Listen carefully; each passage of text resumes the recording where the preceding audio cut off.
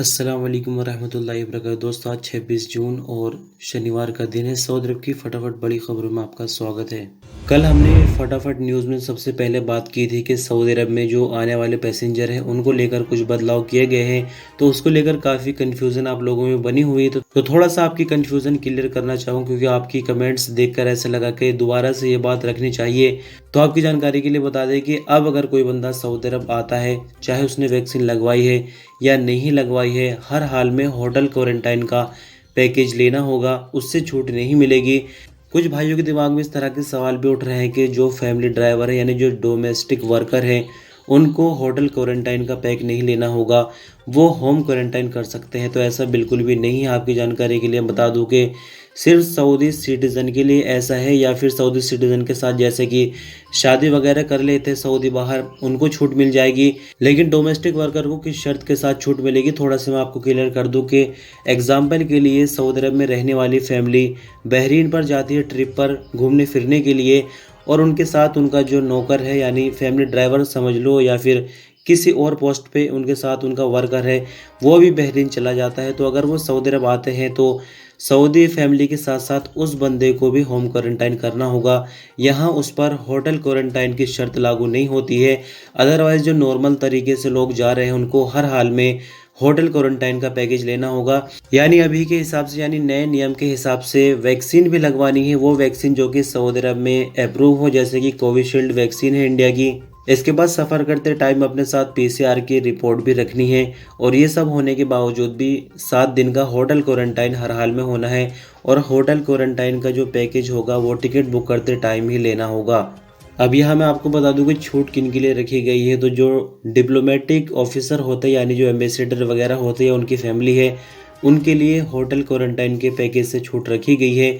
अगर वो सऊदी अरब आते हैं तो वो सीधे अपने घर आएंगे और होम क्वारंटाइन करेंगे। बाकी आम लोगों के लिए, चाहे उसमें डोमेस्टिक वर्कर हो या फिर कंपनी में काम करने वाले बंदे हो, किसी के लिए कोई छूट नहीं है। सिर्फ छूट उस कंडीशन में है जब सऊदी फैमिली के साथ जो उनका डोमेस्टिक वर्कर है वो सऊदी अरब से बाहर गया हो और उन्हीं के साथ सऊदी अरब आ रहा। आई होप आपको ये जानकारी क्लियर हो गई होगी। फिर भी कोई कन्फ्यूज़न है तो कमेंट में पूछ सकते हैं। सऊदी अरब की मिनिस्ट्री ऑफ हज एंड उम्रा का कहना है कि हज रजिस्ट्रेशन का पहला चरण पूरा होने के बाद दूसरे चरण की शुरुआत की जा चुकी है। पहले स्टेज में 5,58,270 लोगों ने रजिस्ट्रेशन कराया है। सबक न्यूज़ ने मिनिस्ट्री ऑफ हज उम्रा की तरफ से जारी बयान में कहा कि पहले स्टेज में कामयाब होने वाले हाजियों को हज पैकेज खरीदने के लिए 2 हफ्ते का टाइम दिया जाएगा। हज पैकेजेस की बुकिंग का जो आखिरी दिन होगा वो जुमा 29 ज़िलक़ादा यानी 9 जुलाई होगा। 9 जुलाई के बाद हज पैकेजेस नहीं खरीदे जा सकेंगे। इस साल हज की अदायगी के लिए अब तक जो एप्लीकेशन प्राप्त हुई है उनमें 59% मर्द जबकि 41% औरतें शामिल हैं। मिनिस्ट्री का आगे कहना है कि पहले चरण में रजिस्ट्रेशन कराने वालों में 31 से 40 साल के बीच की उम्र का जो रेशियो है वो 38% है, जबकि 21 से 30 साल के लोगों का जो रेशियो है वो 26% है। 41 से 50 साल के उम्र के लोगों का रेशियो 20%, जबकि 60 साल से ज़्यादा उम्र के लोगों की तादाद सिर्फ 2% है। भारत के रिलायंस इंडस्ट्रीज़ ने कहा कि उसे इस साल सऊदी अरामको के साथ पार्टनरशिप को ग्राउंड लेवल पर देखने की उम्मीद है, और इसके चेयरमैन यासिर अल रमयान इंडिपेंडेंट डायरेक्टर की हैसियत से इंडियन बोर्ड में शामिल होंगे। न्यूज़ एजेंसी रॉयटर्स के मुताबिक रिलायंस इंडस्ट्रीज़ के चेयरमैन मुकेश अंबानी ने शेयर होल्डर्स को बताया कि यासिर अल रमयान का हमारे बोर्ड में शामिल होना रिलायंस के इंटरनेशनल होने की शुरुआत है। रिलायंस ने तेल एक्सपोर्ट करने वाली दुनिया की सबसे बड़ी कंपनी आरामको को 2019 में अपने तेल से केमिकल्स के कारोबार में 20% शेयर्स को $15 बिलियन में बेचने का ऐलान किया था। लेकिन कोरोना आने के बाद तेल की कीमतें गिरने लगी और ये कॉन्ट्रैक्ट पिछले साल रुक गया था। रिलायंस इंडस्ट्रीज़ के चेयरमैन ने कहा कि रिलायंस इंडस्ट्रीज़ अगले 3 सालों में 750 बिलियन इंडियन रुपए यानी $10.10 बिलियन एनर्जी के नए कारोबार में लगाएगी। लेडीज़ इंजीनियर्स में इस साल 20% की बढ़ोतरी हुई है। काउंसिल में रजिस्टर्ड सऊदी इंजीनियर्स की कुल तादाद 4,304 हो गई है।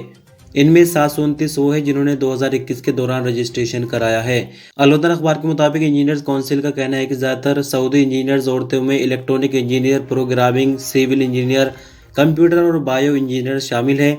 2020 के दौरान इंजीनियर काउंसिल में रजिस्टर्ड इंजीनियर्स की तादाद 3,575 थी, उस वक्त सऊदी औरतों की तादाद 2633 से ज़्यादा नहीं थी। 2020 के दौरान 900 ने रजिस्ट्रेशन कराया। ज़्यादातर का ताल्लुक सिविल इंजीनियरिंग से था। इनकी तादाद 858 रिकॉर्ड की गई। इंजीनियरिंग काउंसिल में कुल इंजीनियर्स की तादाद 18,646, जिसमें मर्द और औरतें दोनों शामिल हैं। इनमें 13,047 सऊदी इंजीनियर थे, जबकि सऊदी अरब के ज़्यादातर इलाकों में काम करने वाली इंजीनियर्स कंपनी की तादाद 297 रिकॉर्ड की गई। 2019 में सऊदी इंजीनियर्स औरतों की तादाद 2,633, 2020 में 3,575, 2021 में 4,304 रिकॉर्ड की गई है। सऊदी अरब में बीते 24 घंटों के दौरान मिनिस्ट्री ऑफ हेल्थ की तरफ से कोविड-19 की रिपोर्ट के मुताबिक नए मामले 1,312 रिकॉर्ड किए गए, जबकि इसके अपोजिट नई रिकवरी 1,290 रही। 13 नई मौत हुई है, जिसके बाद कुल मरने वालों की तादाद बढ़कर 7,743 हो जाती है।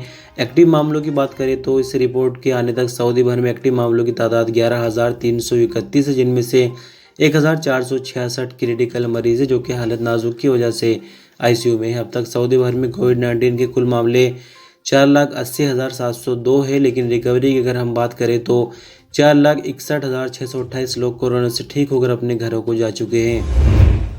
मोंडियाल फुटबॉल वर्ल्ड कप के लिए एशियन ग्रुप के सेमीफाइनल मैच सऊदी अरब में होने की उम्मीद है। मोंडियाल वर्ल्ड कप 2022 में होगा। जापान, ऑस्ट्रेलिया और चीन की तरफ से कोविड-19 के चलते वर्ल्ड कप की मेज़बानी के लिए मना करने के बाद एशियन ग्रुप सेमीफाइनल मैचेस के लिए सऊदी अरब ने मेज़बानी की पेशकश की है। अल-इत्तिसादिया के मुताबिक जापान, ऑस्ट्रेलिया और चीन ने कोरोना के कारण सेमीफाइनल मैच की मेज़बानी से माफ़ी कर ली और कहा कि वो किसी और मुल्क में मैच करा सकते हैं, अपने यहाँ मैच नहीं कर सकते।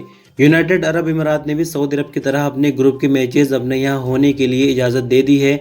अगर जापान, ऑस्ट्रेलिया और चीन अपनी बात पर डटे रहे तो ऐसे में सऊदी अरब और यूनाइटेड अरब अमीरात को अपने ग्रुपों में शामिल मैचों की मेज़बानी का मौका दिया जाएगा। सऊदी पुलिस की टीमों ने सऊदी अरब के कई शहरों में कोरोना आइसोलेशन और क्वारंटाइन के वायलेशन पर 40 और लोगों को गिरफ्तार किया है।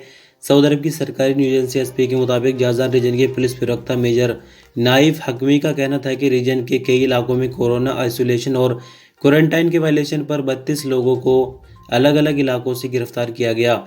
दूसरी तरफ अल्जौफ रीजन के पुलिस प्रवक्ता कर्नल यजीद अल नोमस का कहना था कि अल्जौफ में 8 लोगों को क्वारंटाइन के वायलेशन पर गिरफ्तार किया गया है।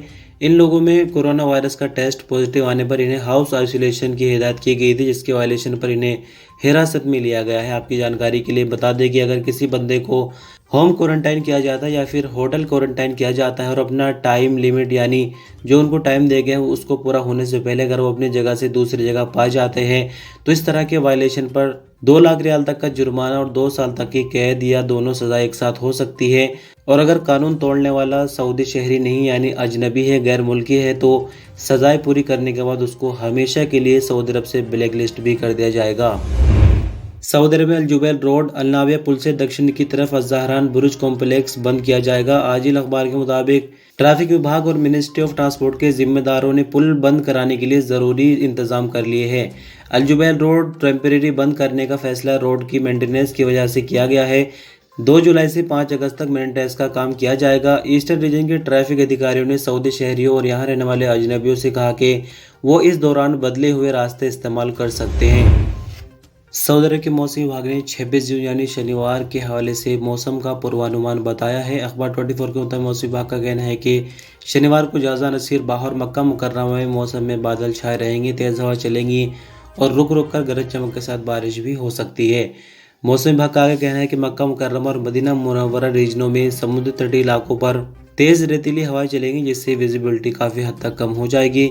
मौसम विभाग ने टेम्परेचर के हवाले से बताया कि सऊदी अरब में सबसे ज़्यादा टेम्परेचर यानी 46 डिग्री सेंटीग्रेड मक्का मुकर्रमा और सबसे कम टेम्परेचर 15 डिग्री सेंटीग्रेड अलसूदा में होगा।